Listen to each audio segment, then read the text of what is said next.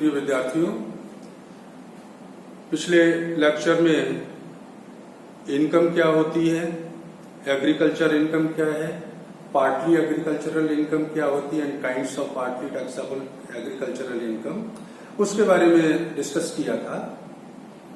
आज करदाता की निवास स्थिति का निर्धारण कैसे होता है और निवास स्थिति का कुल आय पर क्या प्रभाव पड़ता है उसके बारे में बात करनी है। इनकम टैक्स एक्ट की सेक्शन 5 के अकॉर्डिंग किसी भी करदाता की गत वर्ष की कुल आय का क्षेत्र जो होता है वो उसकी निवास स्थिति के अनुसार निर्धारित किया जाता है। मीन्स जो आपकी निवास स्थिति होगी उसी के अकॉर्डिंग आपकी आय को लेकर के टैक्स की गणना की जाएगी।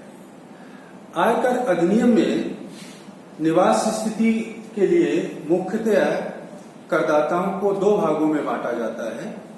पहला निवासी रेजिडेंट असेसी, दूसरे कहलाते हैं अनिवासी करदाता नॉन रेजिडेंट। लेकिन इंडिविजुअल मीन्स व्यष्टि करदाता तथा HUF Hindu undivided family, Hindu अविभाजित परिवार, इन दो लोगों के लिए जो निवासी का स्टेटस है, मीन्स निवासी को दो भागों में बांट के दिया जाता है। इसका मतलब ये हो गया कि इंडिविजुअल और HUF के केस में तीन तरह की निवास स्थिति होगी। निवासी के दो पार्ट कर दूंगा और नॉन रेजिडेंट तो एज इट इज रहेगा ही रहेगा। तो दो पार्ट हो जाते हैं इंडिविजुअल और HUF के केस में। निवासी के दो पार्ट हो जाएंगे, साधारण निवासी मीन्स ऑर्डिनरीली रेजिडेंट असेसी, और दूसरा हो जाएगा असाधारण निवासी नॉट ऑर्डिनरीली रेजिडेंट असेसी। तो इस तरह से सामान्य रूप से निवास स्थिति करदाताओं की दो ही तरह की होती है, निवासी और अनिवासी। इंडिविजुअल और HUF अगर होंगे तो तीन तरह की निवास स्थिति होती है, साधारण निवासी, असाधारण निवासी और अनिवासी। निवास स्थिति का निर्धारण किस तरह किया जाता है, इसके लिए इनकम टैक्स एक्ट में कुछ कंडीशंस बताई गई हैं। उन कंडीशंस को आप अगर फुलफिल करते हैं या नहीं करते हैं, उसी के बेस पर आपकी स्थिति का निर्धारण किया जाता है। मुख्य रूप से इनकम टैक्स एक्ट में निवास स्थिति को निर्धारित करने के लिए तीन कंडीशंस बताई गई हैं। चूंकि करदाता कई तरह के होते हैं, इंडिविजुअल भी होगा, HUF भी होगा, कंपनी भी होगी, फर्म भी होगी, तो इन लोगों की निवास स्थिति किस तरह निर्धारित होती है उसके बारे में डिस्कशन अपना रहेगा। फिलहाल पॉइंट स्टार्ट करता हूं। इंडिविजुअल करदाता है, वेस्ट करदाता है, तो वेस्ट करदाता की निवास स्थिति आप किस तरह से निर्धारित करेंगे। वेस्ट करदाता की निवास स्थिति को निर्धारित करने के लिए तीन कंडीशंस होती हैं। पहली शर्त आप देख रहे हैं, गत वर्ष में, पहली शर्त का फर्स्ट पॉइंट है, गत वर्ष में करदाता कम से कम 182 दिन या इससे अधिक भारत में रहा हो। मीन्स अगर 19-20 गत वर्ष है तो 1 अप्रैल 19 से 31 मार्च 20 के बीच में मैं देखूंगा कि करदाता का भारत में स्टे मिनिमम 182 डेज रहा हो। मीन्स 182 दिन या इससे अधिक दिन वो भारत में रहा हो। भारत में रहने का मतलब ये होता है कि आप भारत के किसी भी क्षेत्र में रह रहे हैं, किसी स्थान विशेष पर आप कितने समय रहते हैं वो मैटर नहीं करता है।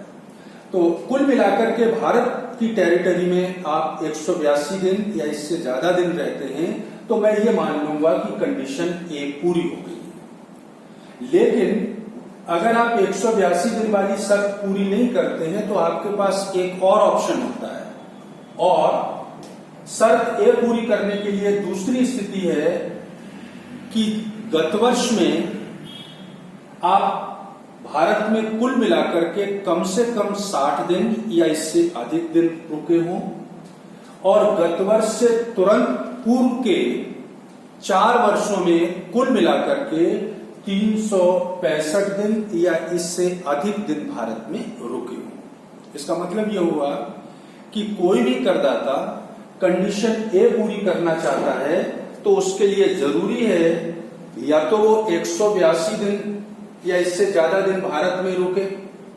अगर ऐसा नहीं है तो फिर उसको कम से कम गत वर्ष में 60 दिन तो रुकना ही पड़ेगा, 60 या इससे ज्यादा दिन।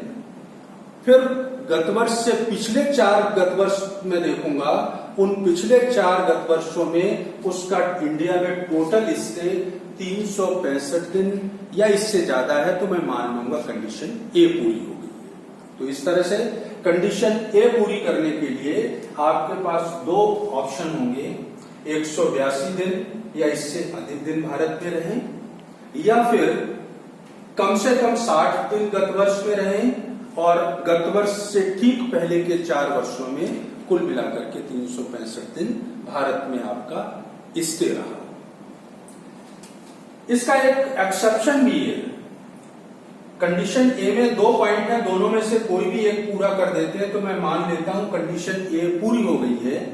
लेकिन कुछ स्थितियां ऐसी होती हैं जहां पॉइंट सेकंड एप्लीकेबल नहीं होगा। ए कंडीशन मींस आपको शर्त ए पूरी करनी है तो 182 या इससे अधिक दिन भारत में रुकना ही पड़ेगा।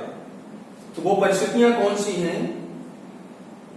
उन परिस्थितियों में शामिल होते हैं अगर कोई भारतीय जहाज का क्रू मेंबर है, जहाज का कर्मचारी है और जहाजी चालक दल के सदस्य के रूप में भारत से विदेश रवाना होता है या कोई भारत का नागरिक नौकरी करने के उद्देश्य से भारत को छोड़कर जाता है या भारत का नागरिक या भारत के मूल का व्यक्ति जो विदेश में रहता है और भारत विजिट पर आया है, घूमने आया है। 3 स्थितियां हो गई। जहाजी दल के सदस्य के रूप में भारत को आप छोड़ के विदेश जा रहे हैं, नौकरी करने के लिए विदेश जा रहे हैं या भारत का नागरिक या भारत मूल का व्यक्ति विदेश में रहता और भारत घूमने आया है। अगर वो एक कंडीशन पूरी करना चाहता है तो उसको मिनिमम 182 डेज इंडिया में स्टे करना पड़ेगा। इससे कम दिन रहता है तो वो शर्त ये पूरी नहीं मानी जाएगी, मींस बी पॉइंट उस पर एप्लीकेबल नहीं होगा। यहां मैं क्लियर कर दूं, भारत का नागरिक से मतलब होता है अनडिवाइडेड इंडिया। भारत के विभाजन से पहले का जो इंडिया था, उस इंडिया में पैदा हुआ कोई व्यक्ति, उसका माता पिता दादा दादी, और भारत मूल का व्यक्ति से मतलब होता है कि जो करदाता है उसके पूर्वजों में से, दादा दादी नाना नानी में से कोई भारत में पैदा हुए हैं तो वो भारत के मूल का व्यक्ति मान लिया जाएगा। तो शर्त ए पूरी करने की 2 कंडीशन होती हैं, लेकिन कुछ लोगों के लिए सेकंड पॉइंट एप्लीकेबल नहीं है। उन्हें पॉइंट ए मींस 182 डेज का इंडिया में स्टे करना जरूरी होगा। इसी तरह से सेकंड शर्त भी होती है। गत वर्ष का मैं पहले आपको बता चुका हूं, असेसमेंट ईयर में गत वर्ष की इनकम पे टैक्स लगता है। असेसमेंट ईयर अगर 20-21 है तो टैक्स लगाने के लिए जो आप इनकम लेंगे वो 19 और 20 की लेंगे। मतलब 19-20 की इनकम पर टैक्स की कंप्यूटेशन 20 और 21 में होगी। तो गत वर्ष 19-20 है अगर, तो मैं ये देखूंगा कि गत वर्ष से ठीक पहले के 10 वर्षों में करदाता निवासी रहा हो या यूं कहिए उसने शर्त ए पूरी की हो। 19-20 है तो इससे पीछे चलूंगा 10 साल और देखूंगा उन 10 वर्षों में कम से कम आपने 2 बार कंडीशन ए पूरी की हो। अगर आपने 10 में से 2 बार ए कंडीशन पूरी कर रखी है तो मैं ये मान लूंगा कि शर्त बी पूरी होगी। एंड कंडीशन सी में गत वर्ष से तुरंत पूर्व के 7 वर्षों में भारत में कुल मिलाकर आपका स्टे 730 दिन या इससे ज्यादा दिन रहा हो। 19-20 अगर गत वर्ष है तो मैं इससे पीछे चलूंगा 7 वर्ष में। उन 7 वर्षों में जब जब आप भारत में रुके हैं उन डेज को काउंट कर लूंगा और उनका टोटल देखूंगा कि गत वर्ष से ठीक पहले के 7 वर्षों में आपका भारत में स्टे कम से कम 730 दिन या इससे ज्यादा दिन अगर रहा है तो मैं ये मान लूंगा कंडीशन सी पूरी हो गई। तो इस तरह से 3 कंडीशंस हो गई। कंडीशन ए के लिए 182 दिन या इससे अधिक दिन भारत में स्टे करें। अगर ऐसा नहीं है तो दूसरा ऑप्शन है कम से कम 60 दिन और पिछले 4 में कम से कम 365। शर्त बी में गत वर्ष से ठीक पूर्व के 10 वर्षों में कम से कम 2 बार आपने कंडीशन ए पूरी की हो। और कंडीशन सी के लिए गत वर्ष से ठीक पहले के 7 वर्षों में कुल मिलाकर के भारत में आपका इससे कम 730 दिन या इससे ज्यादा दिन होना चाहिए। देश की जब काउंटिंग की जाती है तो भारत में आने का दिन और भारत को छोड़कर जाने का दिन भारत में ही काउंट किया जाएगा। आज अगर कोई भारत को छोड़ के जा रहा है तो आज का दिन भी जो उसका टोटल स्टे है उसमें काउंट होगा और जिस दिन वो भारत में आता है उस दिन को भी भारत में ही काउंट किया जाएगा। मींस आने और जाने के दिन को भारत में स्टे की गणना में शामिल किया जाता है। तो ये तो थी 3 कंडीशंस। अब मैं बात करता हूं इंडिविजुअल करदाता निवासी व्यक्ति है, वेस्ट करदाता है, इंडिविजुअल एसएससी है। तो इंडिविजुअल करदाता की निवास स्थिति जो कि अपन देख चुके हैं पहले 3 तरह की होती है। निवासी को 2 भागों में बांटा था, साधारण और असाधारण और अनिवासी। तो 3 तरह की स्थितियां होंगी निवासी करदाताओं की स्थिति में। साधारण निवासी आप कम मानेंगे उनको, असाधारण कम मानेंगे और अनिवासी कम मानेंगे। तो देखिएगा साधारण निवासी, किसी भी इंडिविजुअल करदाता को साधारण निवासी ऑर्डिनरी रेजिडेंट में तब मानूंगा जब उसने तीनों कंडीशंस पूरी कर रखी हो। मींस शर्त ए भी पूरी कर रहा है, बी भी पूरी कर रहा है और शर्त सी भी पूरी कर रहा है। तीनों कंडीशंस अगर कोई करदाता पूरी करता है तो भारत में इनकम टैक्स के पॉइंट ऑफ व्यू से वो ऑर्डिनरी रेजिडेंट एसएससी साधारण निवासी करदाता माना जाएगा। दूसरी स्थिति असाधारण निवासी।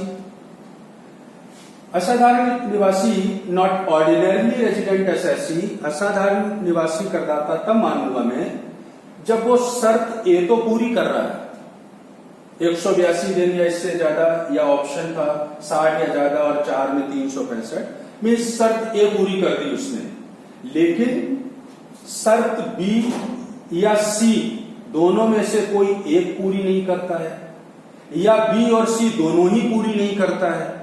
मींस कंडीशन ए फुलफिल कर रहा है, बी और सी दोनों में से कोई एक या दोनों ही फुलफिल नहीं करता है, तो उसका स्टेटस इनकम टैक्स के हिसाब से असाधारण निवासी नॉट ऑर्डिनरी रेजिडेंट एसएससी का माना जाएगा। एंड तीसरी कंडीशन होती है अनिवासी, नॉन रेजिडेंट। नॉन रेजिडेंट उन करदाताओं को कहते हैं जो कंडीशन ए पूरी नहीं करें। अगर कोई करदाता कंडीशन ए पूरी नहीं करता है, बी पूरी करे, सी पूरी करे या बी सी दोनों पूरी करे, कोई फर्क नहीं पड़ता है। ए कंडीशन अगर कोई करदाता पूरी नहीं करता है तो इनकम टैक्स के हिसाब से वो अनिवासी करदाता माना जाएगा। तो 3 तरह के ये करदाता हो गए, साधारण निवासी, असाधारण और अनिवासी। आगे हम बात करेंगे कि अगर आप साधारण निवासी हैं, अनिवासी या असाधारण निवासी हैं तो इनकम टैक्स की कंप्यूटेशन पे इसका क्या इफेक्ट पड़ता है, क्योंकि मैं आपको स्टार्टिंग में बता चुका हूं कि इनकम टैक्स के सेक्शन 5 के अकॉर्डिंग कौन कौन सी इनकम कंप्यूटेशन के लिए ली जाए वो रेजिडेंशियल स्टेटस पे डिपेंड करता है। तो आप जिस तरह के एसएससी हैं, means resident, not ordinary resident है, नॉन रेजिडेंट है, उसी के अकॉर्डिंग आपकी इनकम लेकर के फिर टैक्स की गणना की जाती है। तो आज के लिए इतना ही। आगे फिर मैं आपसे बात करूंगा एचयूएफ कंपनी या फर्म की निवास स्थिति का निर्धारण कैसे होता है, साथ ही स्कोप ऑफ इनकम टैक्स या इनकम क्या होता है अंडर सेक्शन 6 धारा 6 के अनुसार कौन कौन सी इनकम्स को जोड़ना होता है करदाताओं की कंप्यूटेशन में, उसके बारे में बात करूंगा। तो आज के लिए इतना ही, थैंक यू।